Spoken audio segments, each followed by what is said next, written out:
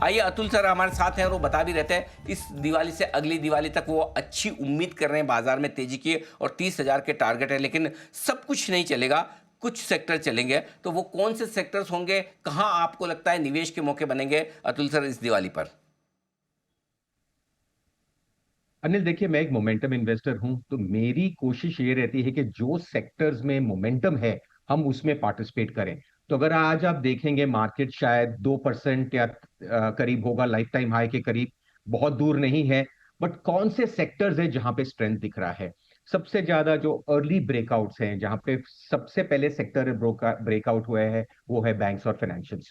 और बैंक्स और फाइनेंशियल्स की लीडरशिप बहुत जरूरी है। जैसे मैंने पहले कहा, it is 1/3 of the weightage in Nifty. दूसरा सेक्टर जो मुझे लग रहा है, जो पहले कई महीनों से एक्चुअली लीडरशिप दिखा रहा है और सेंटर ऑफ न्यूज है, वो है ऑटो। ऑटो भी जरूरी है बिकॉज ये एक 7 से 8% जो वेटेज है निफ्टी के लिए, तो ये भी एक सेक्टर जो है काफी अच्छी लीडरशिप दिखा रहा है। दूसरे सेक्टर्स जो अच्छे लग रहे हैं, शायद विद 4% वेटेज, है मेटल्स। अगर आप ग्लोबली मेटल्स के चार्ट देखें तो आप, जैसे आपके बेस मेटल्स हैं, प्रेशियस मेटल्स की तो बात अलग ही चल रही है, बट जो बेस मेटल्स है, मुझे वहां भी लग रहा है कि बहुत बड़ा एक साइकिल सिक्लिकल मेगा ट्रेंड बन रहा है। तो मेटल्स मेरे हिसाब से इंटरेस्टिंग है। कंज्यूमर में भी जो है, जो डिस्क्रिशनरी कंजम्पशन है, वहां पे एक तेजी है। क्योंकि क्या है कि जो मार्केट जब ब्रेकआउट हो रहा है लाइफ टाइम हाई से, हमें लग रहा है, तो जो सेक्टर्स उसके करीब हो या जहां पे अर्ली ब्रेकआउट हो, वहां पे एक लीडरशिप बनती है। अगर आप थोड़े माइक्रो स्पेस पे देखिए तो आप देखेंगे कि जो एसेट मैनेजमेंट है, ब्रोकिंग है, वेल्थ मैनेजमेंट है, जो भी कैपिटल मार्केट्स रिलेटेड है, क्योंकि अगर निफ्टी चला after 1 year of sideways performance, तो यहां पे भी आप देखेंगे एक्टिविटी बढ़ जाएगी। एक छोटा सेक्टर है शायद, जो मेरे एक होप ट्रेड भी कह लीजिए, वो है रिन्यूएबल एनर्जी।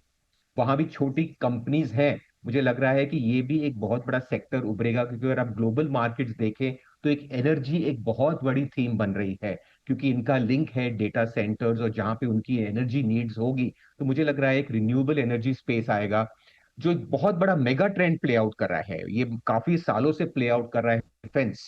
बल्कि आप देखेंगे जो पिछली बुल मार्केट थी, उसके एक ही सेक्टर है मुझे लग रहा है जो कंटिन्यू कर रहा है, और वो है डिफेंस। काफी सारे जो इंडस्ट्रियल्स है वो काफी करेक्ट हो गए हैं। डिफेंस एक मात्र एक ऐसा सेक्टर है, और उसमें कई स्टॉक्स है जो लाइफ टाइम हाइस पे चल रहे हैं।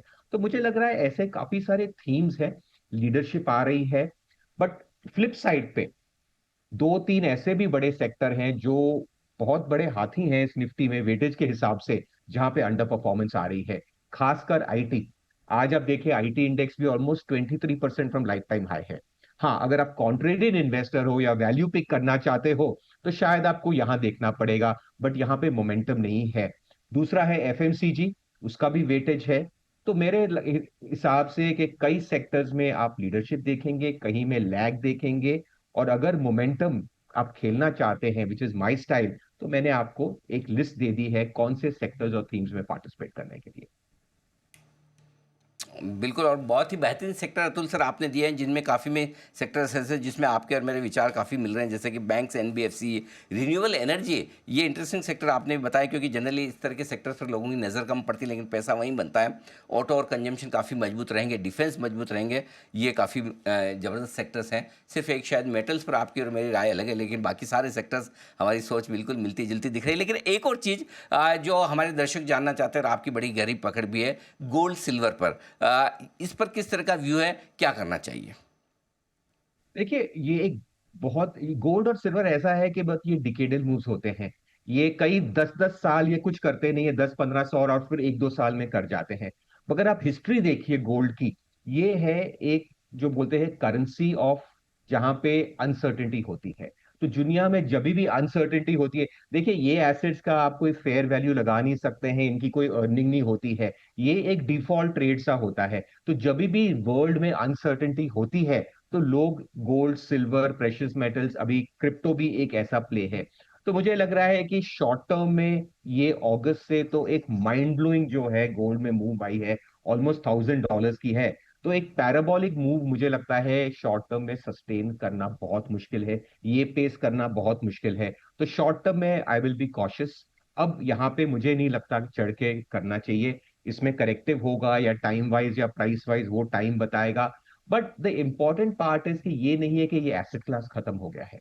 मुझे लग रहा है कि इस एसेट क्लास की अभी भी रेलेवेंस है, बिकॉज वर्ल्ड में इतनी अनसर्टेनिटी चल रही है, और खासकर आप देखिए अमेरिका, अमेरिकन पॉलिटिक्स में इतनी अनसर्टेनिटी है, और अभी भी डोनाल्ड ट्रंप का काफी टर्म में काफी टाइम बचा हुआ है।